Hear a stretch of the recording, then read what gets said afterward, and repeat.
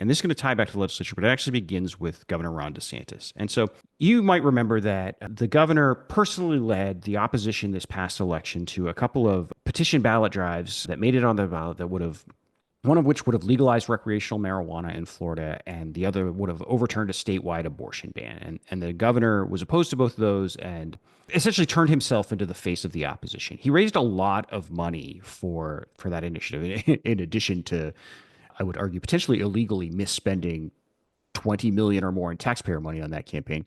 But he also raised a lot of special interest money. Well, it turns out the governor just did a huge favor for Philip Morris. It happened earlier this month when an agency, a state agency, issued essentially a legal opinion that ruled that Philip Morris's IQOS product, which is a form of heated tobacco product, basically an electronic device that heats these tobacco infused heat sticks, is what they call them, because they're not cigarettes, right? They're not cigarettes, they're heat sticks, which then release essentially vapor with nicotine in it. That, nicotine, one of the most addictive substances on earth, more as addictive as heroin, at least as addictive as heroin.